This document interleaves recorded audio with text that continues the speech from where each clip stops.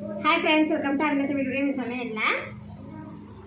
கடைகளில் கிடைக்கக்கூடிய மீன் chilli recipe தான் ஃப்ரெண்ட்ஸ் இன்றைக்கி நம்ம பண்ண போகிறோம். வீட்டிலே பார்த்தீங்கன்னா நல்லா டேஸ்டியான இந்த மீன் சில்லி எப்படி செய்யலாம்னு வாங்க வீடியோவில் போய் பார்க்கலாம்.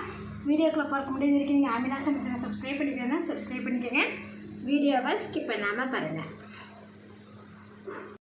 மயில் கோலாங்கிற மீன் பார்த்தீங்கன்னா 2 கிலோ அளவுக்கு வாங்கியிருக்கேன்.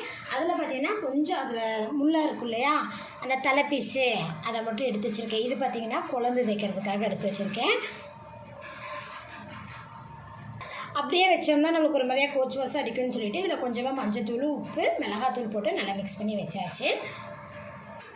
பார்த்திங்கன்னா அந்த மீனோட தோலை நல்லா நீக்கிட்டு இந்த மாதிரி பார்த்திங்கன்னா பொடியாக கட் பண்ணி கொடுத்துருந்தாரு. அதை பார்த்திங்கன்னா உப்பு போட்டு நான் இந்த மாதிரி நல்லா கழுவி நல்லா ட்ரையாக எடுத்து வச்சுருக்கேன் பாருங்கள். இது பார்த்திங்கன்னா சாப்பிடும்போது நம்மளுக்கு மட்டன் சாப்பிட்ற டேஸ்ட் இருக்கும். இந்த மட்டன் எப்படி இருக்கும் அந்த இதில் இருக்கும். நான் பார்த்தீங்கன்னா ஸ்லைஸாக தான் கட் பண்ணி சொல்லியிருந்தேன். ஸ்லைஸாக அப்படி கட் பண்ண முடியாதுமா, இந்த மீன் பார்த்தீங்கன்னா சில்லி போடுற மாதிரி தான் இருக்கும், அதனால இந்த மாதிரி தான் கட் பண்ண முடியும்னு சொல்லி இந்த மாதிரி கட் பண்ணி கொடுத்தாங்க. மீன் சில்லி போட்டுக்கலான்னு சொல்லிட்டு மிக்சிங் பவுல் எடுத்துருக்கேன். அதில் ஒரு 1.5 டீஸ்பூன் அளவுக்கு பார்த்தீங்கன்னா இஞ்சி பூண்டு பேஸ்ட் சேர்த்துக்கலாம். 1/2 டீஸ்பூன் அளவுக்கு மஞ்சத்தூள், காரத்துக்கு தகுந்தபடி நம்ம மிளகாத்தூள் சேர்த்துக்கலாம். நான் பார்த்தீங்கன்னா 2 டீஸ்பூன் அளவுக்கு சேர்த்துருக்கேன்.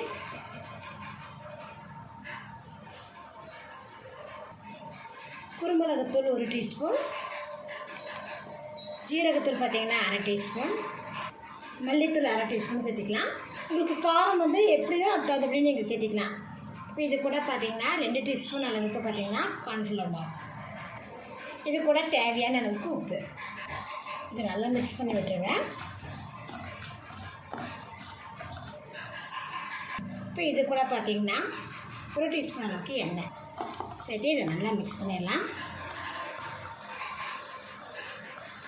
தேவைப்பட்டால் லைட்டாக தண்ணி தெளிச்சு விட்டுருக்கேங்க. ஏன்னா ரொம்ப நம்ம தண்ணி தெளிச்சு விடும்போது பார்த்திங்கன்னா மசாலா பார்த்திங்கன்னா மீனில் ஒட்டாது. அதனால் இந்த பதம் இருக்கிற மாதிரி பார்த்துக்கோங்க. மீனில் மிக்ஸ் பண்ணுறதுக்கு மசாலா ரெடி ஆயிடுச்சு. நம்ம ரெடியாக வச்சுருக்கிறேன் மீன் துண்டுகளை இதில் சேர்த்து மிக்ஸ் பண்ணிடுவோம்.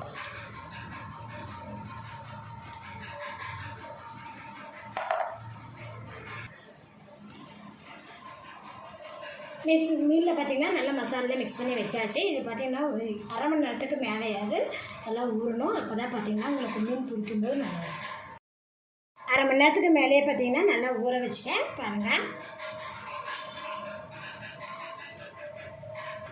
கடையில் எண்ணெய் ஊற்றிருந்தேன். எண்ணெய் பார்த்திங்கன்னா காஞ்சிருச்சு.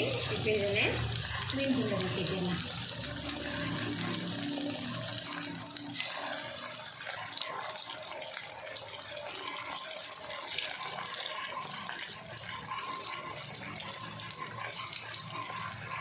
இது மீடியம் ஃப்ளேம்லேயே நம்ம ஃப்ரை பண்ணி எடுத்துக்கலாம்.